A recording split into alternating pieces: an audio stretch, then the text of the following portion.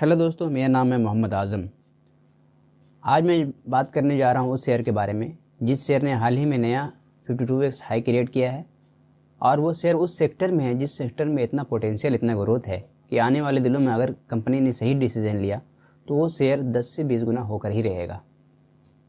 तो वो शेयर का नाम है ऑरेंज ग्रीन पावर। ये ऑरेंज ग्रीन पावर पिछले 1 से 2 साल में 12 से लेके 15 के बीच में कंसोलिडेशन कर रहा था, लेकिन अचानक 31 अक्टूबर के बाद इस शेयर ने एक नया हाई पे हाई क्रिएट किया और अभी कुछ दिनों से 1 से 2 महीने के बीच में ये 20 से लेकर 25 में कंसोलिडेट कर रहा है। हम जानेंगे कि इस शेयर में क्या ऐसे पोटेंशियल मौजूद है जो इसे आने वाले दिनों में मल्टी बैगर बना सकता है। तो चलिए बने रहिए मेरे वीडियो में और वीडियो को पूरा देखिए ताकि आप समझ सकें कि वो कौन सी पोटेंशियल मौजूद है और कंपनी ने ऐसा क्या किया है जिसकी वजह से ये शेयर में इतना बड़ा उछाल आया है और ये आगे भी कितना गुना जा सकता है। तो वीडियो को पूरा देखिए। ये जो जिस सेक्टर में है उस सेक्टर में इतना ग्रोथ है कि अभी भी 68% का पेनिट्रेशन बाकी है। यानी अब तक इंडिया ने जो इसकी भी जो कैपेसिटी है वो 8.5 साल में 396% हासिल किया है। 396% से बढ़ा है। इसके मुताबिक 42% कैपेसिटी नवंबर 2023 तक इंडिया ने यूज़ किया है। यानी अभी भी 68% कैपेसिटी इस सेक्टर में बाकी है, यानी पेनिट्रेशन बाकी है। इसके अलावा इंडिया में वो सारे पोटेंशियल मौजूद हैं जो दूसरी कंपनियों और दूसरी कंट्री को भी रिन्यूएबल एनर्जी प्रोवाइड कर सकता है। आप जान ही रहे हैं कि किस तरह अदानी पावर बांग्लादेश में एनर्जी को प्रोवाइड कर रहा है, इलेक्ट्रिसिटी प्रोवाइड कर रहा है। तो आने वाले दिनों में इंडिया एक ग्लोबल हब बन सकता है क्लीन एनर्जी को सप्लाई करने में। तो चलिए आइए शेयर में और जानते हैं इस शेयर में क्या ऐसा रीज़न है, क्या ऐसा कारण है जो अचानक बढ़ा। उससे पहले मैं इस शेयर के बारे में थोड़ा बात कर लूँगा कि इसका ये जो कंपनी है वो कहाँ कहाँ फैला हुआ है और क्या इसके प्रोजेक्ट हैं। अगर हम बात करें तो ये कंपनी जून 2022 में आया था और उसका जो पोर्टफोलियो में जो वाइंड पावर का जो कैपेसिटी था वो 402.3 मेगावाट का था। और ये इंडिया में तमिलनाडु, आंध्र प्रदेश, गुजरात, कर्नाटका में फैला हुआ है। इसके अलावा भी ये यूरोप में फैला हुआ है, क्रोएशिया में, जहाँ इसका जो प्लांट है वो 10.5 मेगावाट के प्लांट हैं। अगर ऑपरेशन की बात करें तो इसका जो टोटल जो प्लांट है वो इंडिया में वो 41 प्लांट है और एक ऑफिस है और इंटरनेशनल में एक प्लांट है। अभी मैं जब वीडियो रिकॉर्ड कर रहा हूँ, ये वीडियो को मैंने जब मैंने एनालिसिस किया था तो मैं 16 जैन को एनालिसिस किया था। आज ये हो रहा है 19 जैन जब ये वीडियो रिकॉर्ड कर रहा हूँ, फ्राइडे का दिन है।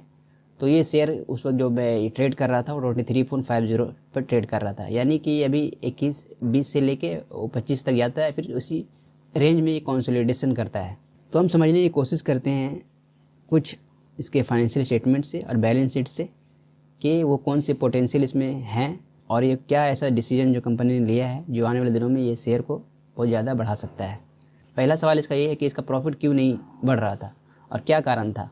तो हम जान रहे थे कि इस कंपनी ने अनबेरेबल डेट लेकर रखा था, जिसकी वजह से वो डेट के ऊपर इतना इंटरेस्ट देना पड़ रहा था, उस इंटरेस्ट के कारण इसका प्रॉफिट घट जा रहा था। उसके लिए मैंने यहाँ पे ये प्रॉफिट एंड लॉस शीट को लाया है। आप देख सकते हैं कि कंपनी का जो रेवेन्यू है मार्च 2012 में 251 करोड़, मार्च 13 में 422 करोड़, इसी तरह इसका रेवेन्यू ठीक ठाक ही था। लेकिन उसका जो आप यहाँ पर देख सकते हैं इंटरेस्ट कितना ज़्यादा था, जिसकी वजह से इसका प्रॉफिट क्या है वो नेगेटिव में चला जा रहा था। हालांकि आप मार्च 2020 में आप देख सकते हैं कि 20 करोड़ का प्रॉफिट टर्न अराउंड हुआ है, लेकिन उसके पीछे आप ये भी देख सकते हैं कि अदर इनकम 19 करोड़ का है। यानी इसमें 1 करोड़ का अगर प्रॉफिट होता, अगर ये 19 करोड़ नहीं रहता तो यानी यहाँ भी लगभग लॉस कंपनी बेयर कर जाती। इसी तरह मार्च 21 में देखें कि 57 करोड़ का लॉस है। उसके पीछे क्या है, इसका इंटरेस्ट। लेकिन आप देख सकते हैं कि कंपनी ने टर्न अराउंड किया मार्च 2022 में और 36 करोड़ का प्रॉफिट दिया और डेट भी 138, डेट का जो इंटरेस्ट है वो भी 138 करोड़ से लेके घटा और 122 करोड़ हो गया। और वही मार्च 2023 में इसका प्रॉफिट 33 करोड़ था और इसका डेट का जो इंटरेस्ट है वो भी घट गया, यानी 122 से 108 करोड़ हो गया। लेकिन ये डेवलपमेंट तो बहुत पुराने हैं, लेकिन अभी हाल ही में सितंबर 2023 में इस कंपनी ने ऐसा क्या किया जिसकी वजह से शेयर बढ़ गया। तो आप जानते हैं कि सितंबर से पहले कंपनी ने राइट इशू लाया था 230 करोड़ का और उस 230 करोड़ का इसने डेट को पेड करने में इस्तेमाल किया, जिसकी वजह से इसका इंटरेस्ट घटा और इस इंटरेस्ट घटने की वजह से इसका प्रॉफिट जो है वो 70 करोड़ का प्रॉफिट आया, प्रॉफिट बिफोर टैक्स। तो आने वाले दिनों में ये शेयर और कितना प्रॉफिट दे सकता है और ये शेयर कितना भागेगा, उस पर मैंने एक डिटेल एनालिसिस किया है एक्सेल शीट में, तो उसको आप पूरा देखें तब आपको समझ में आएगा। अगर वीडियो ज़रा भी स्किप कीजिएगा तो समझ में नहीं आएगा। अगर आप देखते हैं यहाँ पे मैंने गियरिंग रेशियो निकाला है 2022 फाइनेंशियल 2022-23 का, कि मार्च 21 में जो इसका जो डेट था 1214.59 करोड़ था और मार्च 23 में 1071.26 करोड़ था। कैश बैलेंस को मैंने घटा दिया है, तो नेट डेट था वो 1201.67 करोड़ था मार्च 2022 में, और मार्च 23 में 1059.02 करोड़ का। यानी डेट टू इक्विटी रेशियो को अगर देखते हैं तो जो मार्च 2022 में था वो 300% का था और मार्च 2023 में वो 200% घट गया, 200% का हो गया, यानी 100% को इन्होंने डेट को घटाया है एक साल में। उसके अलावा हाल ही में करंट ईयर में जो डेट को घटाया है उस पर मैं बात करना चाहता हूँ और मैं आपको समझाना चाहता हूँ कि ये इसका जो प्रॉफिट टर्न अराउंड होगा वो कितना होगा, हाफ ईयरली बेसिस पे मैंने इन्हें निकाला है। तो आइए इसको आप समझते हैं यहाँ से इस चार्ट के जरिए। इस चार्ट के जरिए आप समझ सकते हैं। यहाँ पे मैंने ये बैलेंस शीट को लाया है, ये प्रॉफिट एंड लॉस को लाया है, हाफ ईयरली बेसिस का पे बना हुआ प्रॉफिट एंड लॉस है ये। यहाँ इसके जरिए मैंने एक एक्सेल शीट बनाया है। इस एक्सेल शीट के जरिए मैं आपको समझाने की कोशिश करूँगा कि कंपनी का जो डेट वो डेट पे कितना एनुअलाइज इंटरेस्ट दे रहा था और वो एनुअलाइज इंटरेस्ट में डेट को कम करने की वजह से कितना सेविंग होगा, और वो सेविंग अगर प्रॉफिट में ऐड होगा तो कितना प्रॉफिट इसका बढ़ेगा। तो यहाँ पर आप देख सकते हैं ये मैंने एक्सेल शीट बनाया है। डेट जो था 30 सितंबर 2022 को लॉन्ग टर्म डेट जो था 1050.08 करोड़ था और शॉर्ट टर्म डेट था वो 30 सितंबर 2022 को 122.25 करोड़ था। यानी 30 सितंबर 2022 या मैं यहाँ पे मैं जो बता रहा हूँ आपको हाफ ईयरली बेसिस पे बता रहा हूँ, हाफ ईयरली बेसिस पे मैंने ये कैलकुलेशन किया है। ये टोटल डेट था जो हाफ ईयरली बेसिस पे 30 सितंबर 2022 को वो 1172.33 करोड़ था और वो जो इंटरेस्ट था हाफ ईयरली इंटरेस्ट वो 54.13 करोड़ था। अगर इसको एनुअली इंटरेस्ट में कन्वर्ट कर देते हैं तो ये हो जाता है 108.26 करोड़। और अगर इसको मैं रेट के हिसाब से निकालता हूँ कि कितना एनुअलाइज रेट पे कंपनी को इंटरेस्ट देना पड़ रहा था इस डेट पे, तो वो मैंने निकाला कैलकुलेशन करके, तो मुझे निकला 9%, यानी कंपनी 9% एनुअलाइज इंटरेस्ट उस डेट पे दे रहा था। क्योंकि सितंबर में कंपनी ने डेट को बहुत कम कर दिया और वो डेट घट कर सितंबर 2023 को वो हो गया 717.36 करोड़ और उसके अलावा शॉर्ट टर्म बोरिंग है 106.69 करोड़। तो टोटल डेट कितना हो गया 824.05 करोड़। यानी जो पहले 1172.33 करोड़ था वो घट कर हो गया 824.05 करोड़। यानी उस हिसाब से अगर हम देखें कि कितना इसका जो इंटरेस्ट का जो कॉस्ट है वो कितना घटा है एनुअल लेवल पे, वो 76 करोड़ तक घट गया। यानी कि पहले जब वो डेट वो पे कर रहा था 1172.33 करोड़ के ऊपर 108.26 करोड़ कर रहा था, वही अब उसको 76 करोड़ पे करना पड़ेगा। यानी कि एनुअल लेवल पे इसको कितना का सेविंग हुआ इंटरेस्ट में 32 करोड़ का, यानी 32 करोड़ का खर्चा इसका घटा इंटरेस्ट की वजह से। एज्यूम कर लेते हैं कि आने वाले दिनों में 30 सितंबर 2023 को भी अगर ये 2022 के साथ जो 84.29 करोड़ का प्रॉफिट हुआ था, अगर वो भी आने वाले दिनों में 30 सितंबर 2023 को भी 84.29 करोड़ का ही प्रॉफिट होता है, तो प्रॉफिट क्या होगा इस सेविंग की वजह से, इस इंटरेस्ट के ऊपर सेविंग की वजह से। तो मैंने यहाँ पे कैलकुलेशन करके देखा कि 85.22 करोड़ जो ईयरली था उसको मैंने एनुअलाइज में बदला, तो 30 सितंबर 2024 को जो इसका जो एनुअल प्रॉफिट होगा इस सेविंग से पहले, जो 32 का सेविंग पहले था उससे पहले 168.58 करोड़, अगर इसमें उसी 32 करोड़ का जो सेविंग हो रहा है उसको ऐड कर देता हूँ तो इसका जो एनुअल प्रॉफिट 30 सितंबर 2024 को जो होगा वो 201 करोड़ होगा। ये मैंने जस्ट लमसम निकाला है, ये इससे बढ़ भी सकता है घट भी सकता है। यानी कि अगर इससे बढ़ेगा तो 250 करोड़ के अंदर रहेगा और घटेगा तो 200-150 करोड़ के ऊपर ही रहेगा।